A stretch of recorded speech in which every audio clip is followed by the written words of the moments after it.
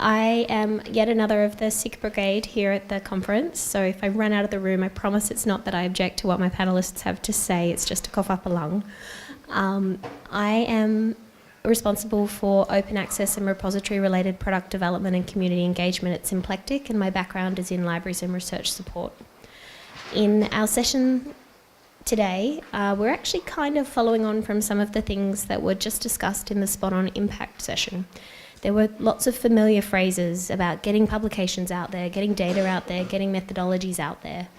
But with more outputs being released than ever before, how is anyone going to find them and use them? And we know the reporting burdens on organisations and researchers are higher than ever before. An enormous amount of effort goes into managing research information at every single organisation. How do we reduce that burden? So today's session will be focused on how we create richer, connected, reusable open metadata for all research outputs. And our panellists will explore the benefits of creating rich, more connected data, share stories of some of the challenges they've encountered, and put forward for ideas of how we make this vision a reality. So without any further ado, I will introduce the first member of our panel. Ginny Hendricks is the Director of Community and Outreach at Crossref, where she leads their development with new geographies and new communities and works to improve the member experience and communications. Ginny founded the Metadata 2020 initiative out of frustration with disparate conversations about connecting research outputs, a desire to explain why metadata is a strategic issue and not an operational afterthought, and to help people improve their metadata management. Over to you, Ginny.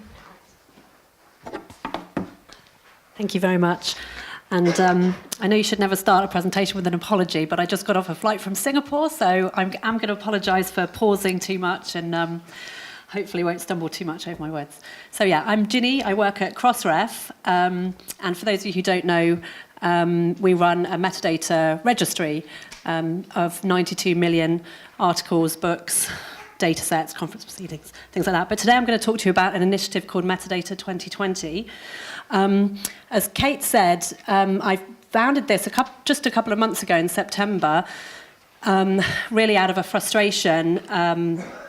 From the Crossref perspective, we've always been talking to our publisher members about metadata in very, very separate and disparate ways. So we bang on about funding data for about a year, and then we bang on about license data for about a year, and then we talk about really we need to get more abstracts into the system. And part of this realization was because not only are publishers now putting this, registering this content with us to share connections with each other, but actually more and more thousands of organizations, platforms, search tools, library discovery tools are coming to Crossref to get this open data, and they are putting pressure on us to fill in the gaps. And when you talk about metadata, a lot of people think it's a technical or a production or an operational issue. Really, it's about sharing information about content. And it is increasingly important because it's not necessarily just users, people who are looking for these connections, it's machines. And if it's not readable by machines, then it's not going to be useful to future generations. And another issue that I came across is that actually many publishers have no idea what metadata they're registering with Crossref, or it could be with DataSite or through Figshare, etc. They often get a DOI and they sort of stop there. But we want to have this Metadata 2020 initiative, which isn't just about Crossref. There is DataSite, Orchids, Figshare's involved, Wikimedia Foundation, Open Air, lots and lots of organisations from around the world started this campaign really to try to encourage publishers to put more metadata into the system. We also have funders involved, the Gates Foundation, Wellcome, the Moore Foundation, and Arcadia Group. Here's an example of a report for one of our publisher members. You'll see that we're just looking at funding information, award numbers, license URLs, reference lists, full text URLs, ORCID IDs, and Crossmark. Crossmark is a sort of catch-all term for registering updates, corrections, and retractions within the literature. if a record has a retraction and update policy, that should be included. We call that crossmark. So this is the Korean Academy of Medical Sciences, and this is a very rich metadata record, I would say. But this one is much more typical of most of our members. This is the American Medical Association. They obviously have the journal. They have JAMA, the Journal of the American Medical Association. They're not including, so they're not sharing with the community funding data, license data. They're not allowing text and data mining, for instance. And they don't have an update or retraction policy. And what that means is that any organization or system or tool or search engine that's coming to Crossref to get this data, they're missing key viewpoints. They're not going to be including the AMA's content if they're looking at things through a funding perspective or through an Orchid author identifier perspective. So yeah, Metadata 2020 is a collaboration. As I said, there's about 20 organizations who kicked it off. There's now about 80 involved, having sort of monthly calls, coming up with business cases for why people should care about metadata. And we're advocating richer, connectable, reusable, open metadata to advance scholarly pursuits for the benefit of society. And we have some cool icons for those. So yeah, I want to demonstrate, I think there should be something against putting a quote from yourself on the slides, but we want to demonstrate why richer metadata should be the scholarly community's top priority, how we can all evaluate ourselves and each other, and how we can improve and show what can be achieved when we work harder and work together. I think we're going to get to some of these questions a little bit later, so I think some of the other panelists, do researchers need to know or care about metadata? And that's me. Thank you very much.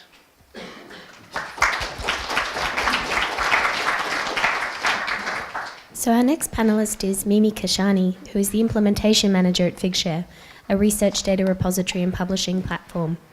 As a part of this role, she works with institutions, publishers, labs, funders to understand their metadata needs. Mimi brings together a diverse range of industry experience, having previously worked as a product manager for Sparrow, a scientific discovery engine, and in nanomaterial labs, making graphene to a ton scale. Thank you, Kate. Hi, everyone. So, this is on, yeah. The thing to remember about metadata is that it stops us just from making data available, but making it useful. No, it helps us make data useful. So in my role, because I get to work across institutions, publishers, funders, I can help Figshare, which is a data repository, for those who don't know about it, to connect the dots. So how do these objects link together? How do they fit together in the ecosystem? And we see time and again, there's still a huge gap between the data behind publications, and there's a huge gap between the linking of data to the publication. I don't know what I'm trying to say. I'm trying to say there's a gap between data and publications. And the way that we can improve this, so it's more than just attaching a DOI to your data and saying, oh, this DOI is related to this paper. It's related to, could be a better defined field. Is it related because it's supplementary data? Is it related because it's a figure? And we have this kind of granularity, this specificity with preprints. With the preprint DOIs that we assigned through Crossref, actually, there is a field that's called is preprint of, and that's very clear. So by making the use of these additional fields, we're making that data useful, and also in a machine-readable way.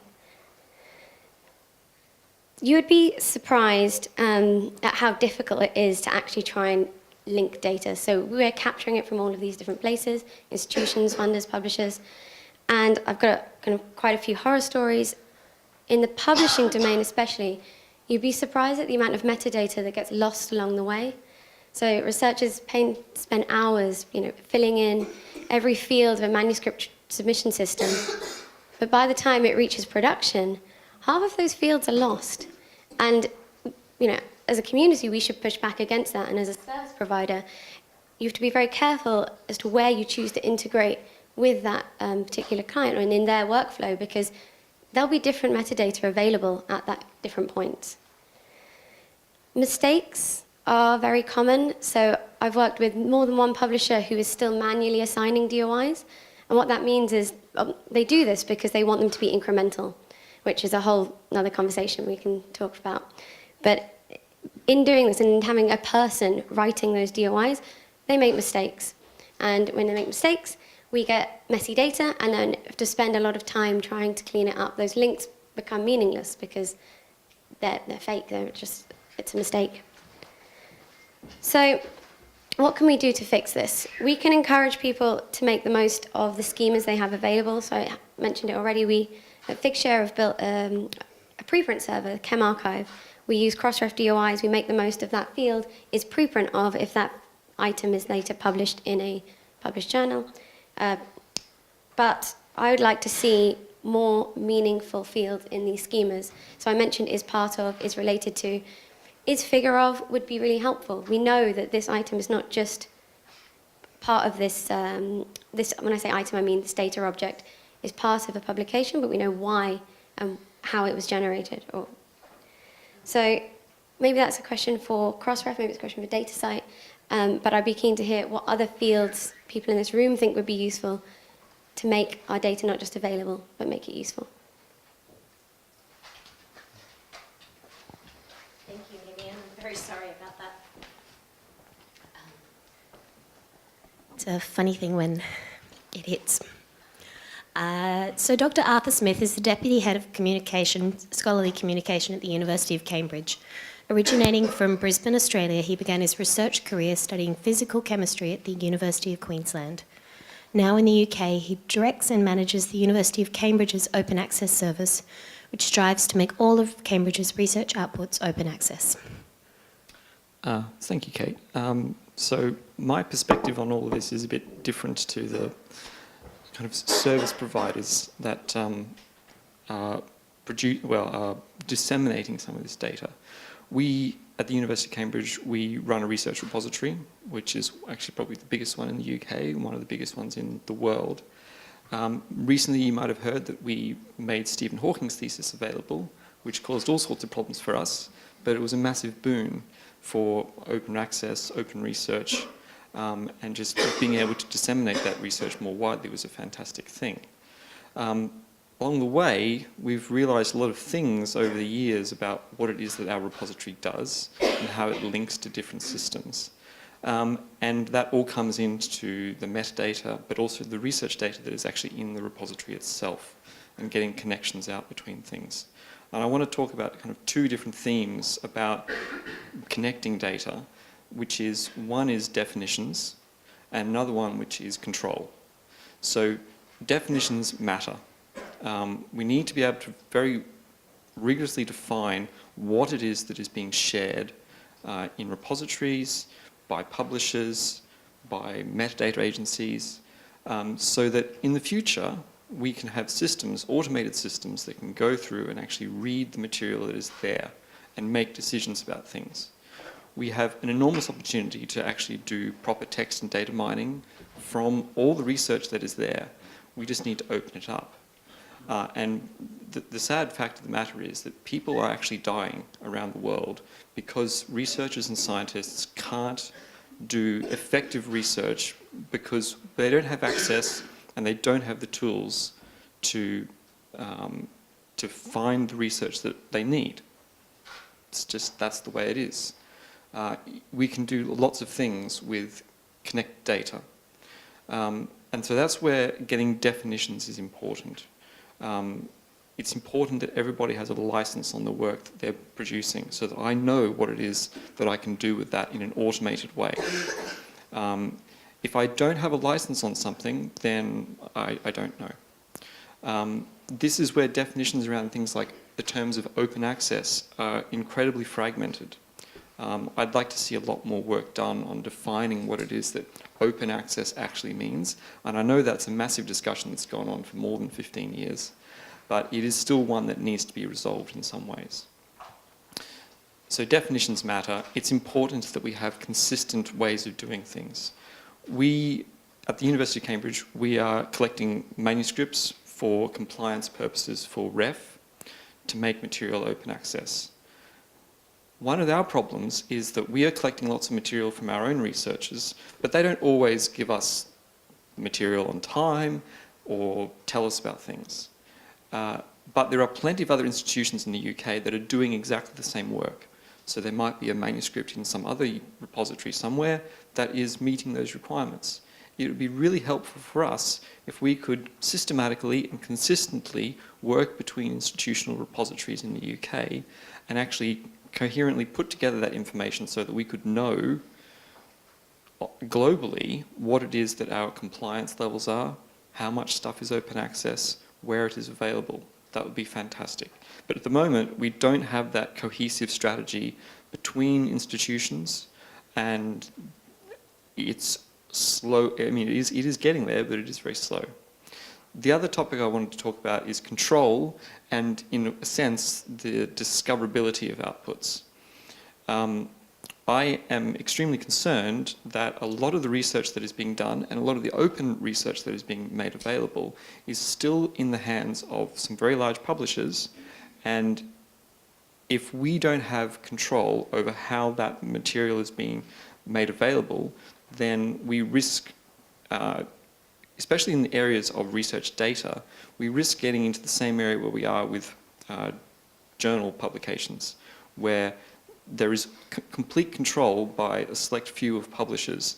If you don't have access to their metadata or their systems, then you're up a creek without a paddle and you can't do anything.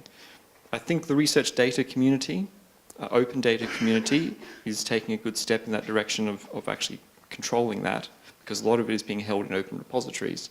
But that's a big issue for publishing, is that if we don't have access, if researchers don't have free access to that material in some well-defined way, then we'll risk not being in a situation to do that. And if we need, and on top of that, we need to have discoverability of that output. If we don't have discoverability of the material, if that discoverability is being controlled by some large corporations, then researchers themselves will be, well, research itself could be put at risk. So I think the academic community, the research community, needs to ask itself a lot of questions about how it wants its research to be described, but then also where that research and how that research is controlled. Sorry, that's a very controversial one. So before I throw the questions open to the floor, I will ask one to kick things off. What do you think is the single biggest metadata problem today? What's that bugbear for you? And what is it costing the research community? Maybe start with Ginny and work our way back. Sure, yeah. I wish there was only one single piece of metadata that was missing. Colleagues here have described relations data. So is preprint of, is dataset of, has preprint, has clinical trial, those sorts of things. The list is endless of what we were asking people to produce. I think one of the biggest problems is perhaps that we have a PR issue around the word metadata. If you ask researchers or tell them you should care about metadata, they're just going to, say, oh, I'm sure there's some technical person at the publisher who can think about that for me. If you say to them, do you care about how your work is described, how it gets shared and discovered and used?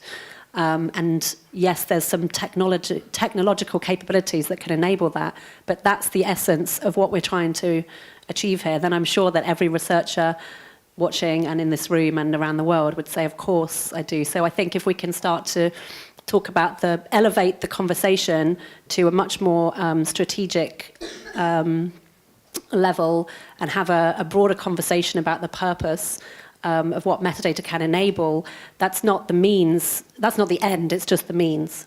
Then I think we could achieve a bit more. Dates are a massive pain for everybody involved. Specifically from a compliance point of view, we need to know acceptance dates now of papers. A lot of the time that information doesn't come from publishers, so we are just constantly bugging all of our researchers in the university to tell us what the date that their publication was accepted. And a lot of them don't necessarily know what that date was, or it's a bit fuzzy. Unfortunately, we have to put in exact dates for these things to be properly audited. So that's a huge problem, dates. Lack of dates and then just incomplete dates as well. So if you tell me the publication date is 2017, that's really useless. I need to know an exact date.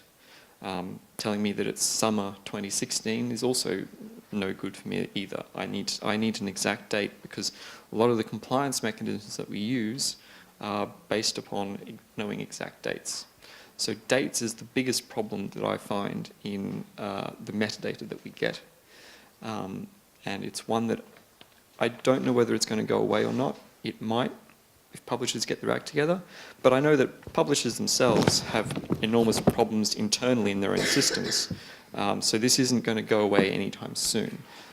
If you ask any big publisher, they will have systems that the systems that, it looks like they have a coherent website, but the systems that underpin that are multifaceted. And the data comes from all sorts of sources. So you're never going to get into a consistency about that. We wrote a blog post recently to talk about dates issues and the variety of different dates that you get from publishers. And some are really good, some are not so good, but dates would be the one thing that I would love to see fixed. So there's a question at the back when we come to that. So I have the same bugbear, information getting lost in publisher systems. Orchid has quite good adoption in the community. Researchers kind of are aware of it. Institutions definitely are aware of it. It's still not being provided by publishers. Orchids are not, grid IDs are not, funding IDs. So I'd like to see an increase in the use of identifiers in the data that we're getting from platforms. On the other side, the researcher side, my kind of biggest metadata bugbear is that I think licenses are very poorly understood. We ask them to attach a license to everything and say, encourage CC0, CC5, whatever it might be, to make it as available as possible.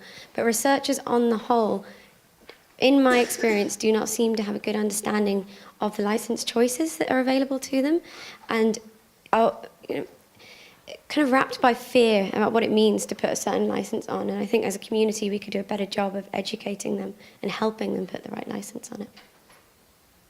So we've got a question down the back. I forgot what it was now.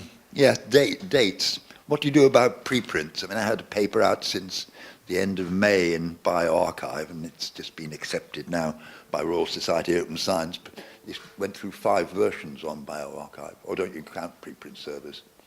So, as someone who's recently released a preprint server, what you do with there, what I think the kind of best practice would be, for each version of that preprint, it has a version DOI. So each one of those versions are timestamped, so you've got a date for that version.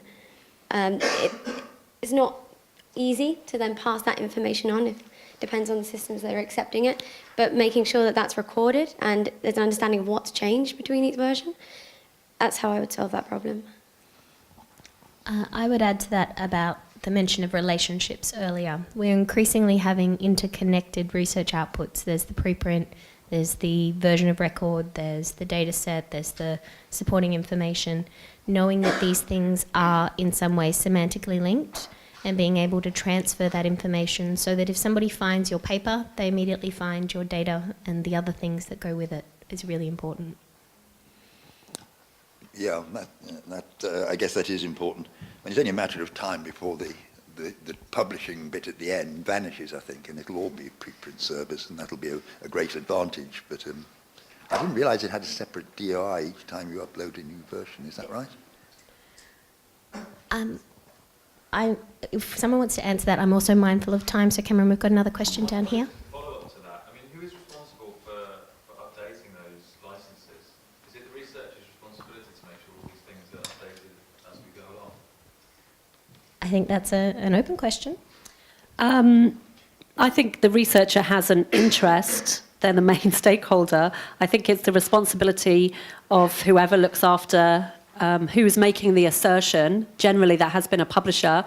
Preprint repositories are members of Crossref as well. They are producers of content, so absolutely they're included. we always encourage license information to be included. And as Mimi said, the schema does allow for these relationships to be asserted. So is preprint of, has Creative Commons license. That's all the kind of stuff that members of Crossref, and we don't call our members publishers anymore because many of them are not. They might be libraries, they might be institutional repositories, they might be government bodies, funders. So I think if we can get these organisations who are claiming responsibility for registering the fact that the content exists, whatever that label is, preprint or otherwise, it would be great if they could just not stop at just getting a DOI and registering it, but actually taking responsibility for keeping that record updated over time. I think that's the key thing. Yeah, I think it's the service provider's responsibility. It's not just about having interconnected data and data objects, it's about having connected systems that talk to each other. So when you make an update in one, the information flows, and part of this is having nice open APIs or nice integrations between systems, but ideally everything would just have an open API and we could maintain relationship. Yeah, and I add that there are service providers that are heavily involved in this kind of stuff. Manuscript submission systems, collecting stuff, should make it far easier to collect that stuff from researchers, for sure. Hosting platforms as well. So many publishers have outsourced this incredibly important responsibility to a hosting platform. They have no idea what metadata is getting passed on and distributed and propagated throughout all of these systems, and we need them to take more responsibility for it. I will throw out there, but while we get a mic to you, perhaps a quick thought on what is the role for a researcher then? I think they could say, I'm going to publish in a journal that demands I have an Orchid ID. Or at least gives me an opportunity to offer that. And yeah, there are choices, but I think there's clearly a lack of awareness from researchers, yeah. So hopefully, awareness campaign would be useful. While I'm all for orchids, I do want to mention that not everybody is necessarily happy with having an orchid assigned to you to uniquely identify you. I know that does cause issues. So I am all for orchids. They help interconnect things in all sorts of ways. As soon as you have an orchid on something, then you know uniquely that this is this person. But we do need to keep in mind that some people don't want to be necessarily identified in that way. So I think whatever system gets built, we can't necessarily rely on people to always have an orchid. There has to be wiggle room there to allow people to say, no, I don't want to have a thing that personally identifies me all the time. So I think whenever you're building a system, it's important to have at least an opt-out mechanism for people to say, no, I don't want to use, I don't want to provide my orchid in this instance, or I don't have an orchid. So I think that's just an important thing to keep in mind. So to our question in the audience. Thank you. I just want to also follow up what you said just now. My wife, for example, have a crazy ex, and she's a researcher, and having her name online is really not an option. But my question is actually very different. A lot of companies today starting to develop machine learning algorithms to mine through this open access data. Like Google and a lot of companies actually in Cambridge, based in Cambridge, and develop very clever algorithms, provide services and products, about to make millions, about to make billions of pounds and dollars out of it. And is there a way to capitalize from companies using this data while keeping it open for the individual? I mean, this comes down to issues of licenses, really. I mean, you can have, as long as the data that is being made available is under a license, if it's a CC BY license, then that doesn't prevent you from doing commercial work with it. But it also allows other people to do something with it as well. So it comes down to the decision about really the licensing that you're going to put on that research data. Obviously, you need to get it in the first place, because I can put CC BY licenses on everything that I produce, but if I don't put, if I put it behind a paywall still, because I can take I can take all of your CC BY papers and put them on a paywall and charge people $1. There's nothing to stop me from doing that. I think when you do licensing like that, you do just need to be aware of how it can go. I think it's perfectly reasonable for companies to make money out of things if they're openly licensed, but then that also means that you yourself can do whatever you like with the material as well. So it's kind of a two-way street. If you don't want it to be used commercially, then just whack on an NC license, and then that should stop that. I would say in terms of using AI to analyze research material to help automate some of this, having at least semi-structured metadata is incredibly useful in doing that. So our system does actually do some of that to help automatically claim things for researchers. But we have to be really careful to not give false positives, because the last thing we want to do is to say a publication belongs to someone it doesn't. That actually has some pretty major research integrity problems. And so that's where having some degree of semi-structured metadata and making sure that we're transferring that accurately between systems so that we're only asking researchers to do it once is really, really important. We've got one more question over here, and then... I think mine's just in a little bit in reaction to what you just said, Arthur, about sort of you don't want it used commercially, just whack on an NC license. And that's a gross... No, I know. Sorry, I'm not. I don't mean to pick on you on this, but we actually see quite a lot of issues in this because, as Mimi touched on earlier, there's quite a lot of misunderstanding about what these licenses mean. And just using the NC example, commercial doesn't mean what a lot of researchers think it means. So commercial doesn't mean that someone's going to make money out of it, etc. A lot of institutions and universities are commercial entities. Anything that technically makes a profit under a tax code is commercial. And do you think the fact that we've had, in fact, to the panel generally, such a explosion of different licensing type, which are very, very complicated? I mean, non-derivative, share alike, all of these take quite a lot of understanding to know what they mean, almost creates more of a problem, and we'd be better off with one basic license and you need a reason to go elsewhere? Or is it better to give the option? So I think, I'll just take an example of a lot of funders mandate CC BY. And that's fine. For most of those funders, the research that's being put out there is fine under CC BY licenses. But there are certainly plenty of examples where you don't want just a blanket rule for making things available, because there are definitely sensitivities around all sorts of issues where it's not necessarily appropriate for you to license it that way. I do agree that, and this is where definitions are important, and this is a huge problem with all the licenses, is that they are so complex and a lot of people don't understand them. We are kind of, in a way, we are sort of stuck with CC. It's become the de facto standard. And if you've ever read the description on the Creative Commons website for what NC actually means, it is a very long page. It goes into a lot of detail about where and when it might not be or could be considered commercial. And just trying to define that is really difficult. So I do take your point about the NC licenses. It is a big issue.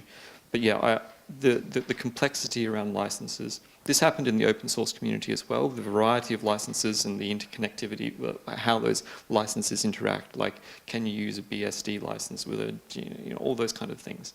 It's very difficult sometimes to figure out how that works. In the back of my mind, I keep thinking about that XKCD comic about how you've always got one, there's 19 competing standards. Why don't we just have one more to solve them all? Now we've got 20, now we need 21. So I'm a bit hesitant to suggest that we need new licenses to describe all these things, but it is an issue.